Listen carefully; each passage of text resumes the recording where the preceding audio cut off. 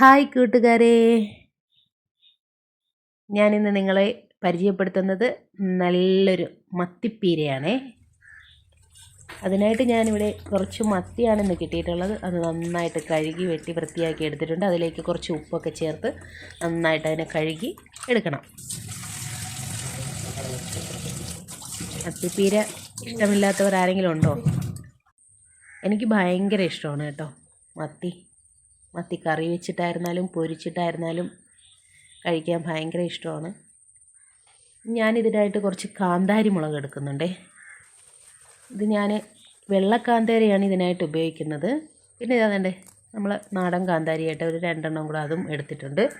ഇനി നമുക്ക് വേണ്ടത് പച്ചക്കുരുമുളകാണേ.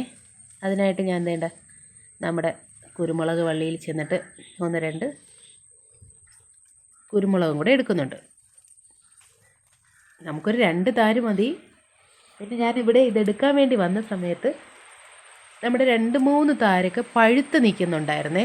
അപ്പോൾ ഞാൻ വിചാരിച്ചു അതിനെ കൂടെ അങ്ങ് പറിച്ച് വെച്ചേക്കാം എന്ന് കരുതിയാണ് അതിനെ കൂടെ പറിക്കുന്നത് കേട്ടോ. ഇതെല്ലാം വേണ്ട നമുക്കൊരു 2 താര്.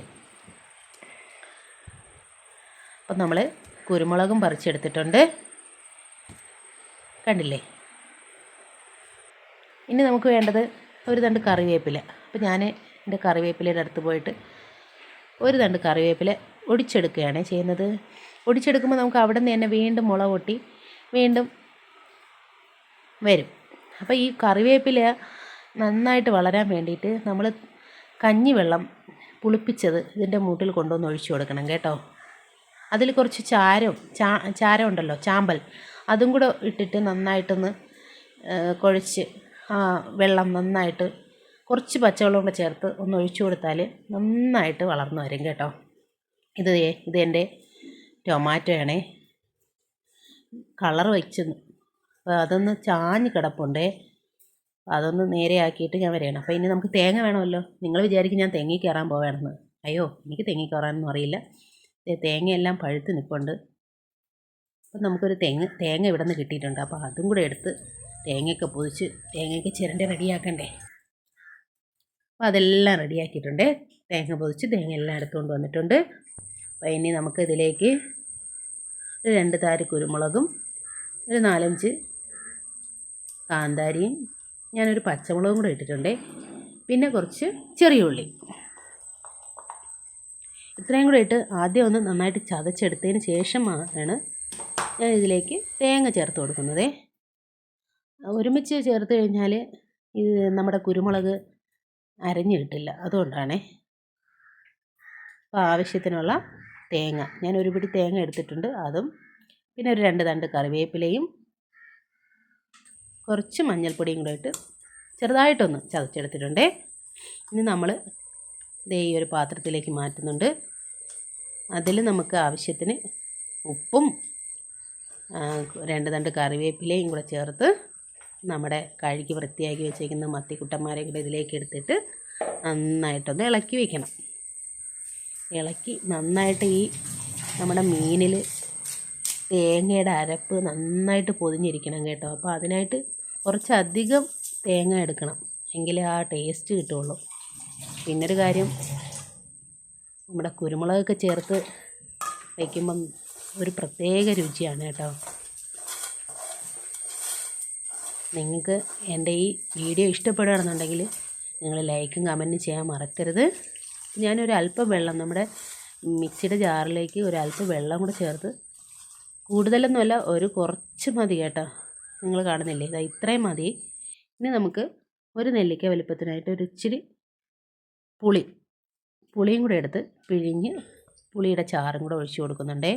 എന്നിട്ട് നമുക്ക് അടുപ്പത്ത് വെച്ച് വേവിച്ചെടുക്കാം. ഇത്രയും മതി, കൂടുതൽ ചേർക്കുന്നില്ല.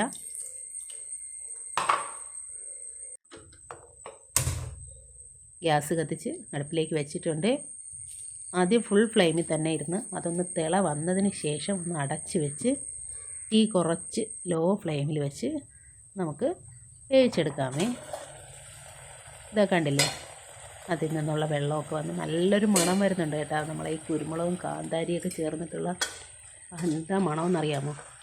ഇനി നമുക്ക് ഈ മീനിനെ ഓരോന്നോരോന്നായിട്ട് ഒരു സ്പൂൺ വെച്ച് ഒന്ന് മറിച്ച് വെച്ച് കൊടുക്കാം. കാരണം മീത ഭാഗം ഉള്ളിടത്ത് ഒന്ന് കുറച്ചുകൂടെ വേവാനുണ്ടല്ലോ. അപ്പോൾ പൊട്ടിപ്പോകാതെ മീനൊന്നും പൊട്ടി വിട്ടു പോവാതെ പതുക്കെ തന്നെ ഓരോന്നോരോന്നായിട്ട് മറിച്ച് വെച്ച് കൊടുക്കണം. മറിച്ച് വെച്ച് നന്നായിട്ട് ഒതുക്കിയതിന് ശേഷം നമുക്ക് കുറച്ച് പച്ച വെളിച്ചെണ്ണയാണ് ഇതിലേക്ക് ചേർത്ത് കൊടുക്കുന്നത്. പച്ച വെളിച്ചെണ്ണയോടെ ചേർത്ത് കൊടുത്തിട്ട് വീണ്ടും കുറച്ച് സമയം കൂടെ ഒന്ന് അടച്ച് വെച്ച് നമുക്ക് വേവിച്ചെടുക്കാമേ.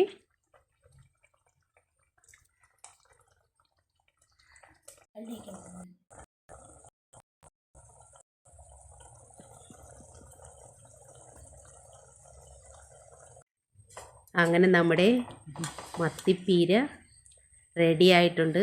നമുക്കിതൊന്ന് ടേസ്റ്റ് ചെയ്ത് നോക്കണ്ടേ?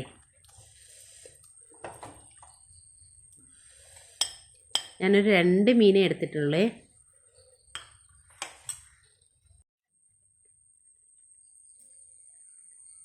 ആ അരപ്പ് തന്നെ നല്ല ടേസ്റ്റാണ് കേട്ടോ. നല്ല ഉപ്പും പുളിയൊക്കെ പിടിച്ച ആ കുരുമുളക്, പച്ചക്കുരുമുളകിൻ്റെ ഒരു ടേസ്റ്റ് പറയാൻ വയ്യ കേട്ടോ.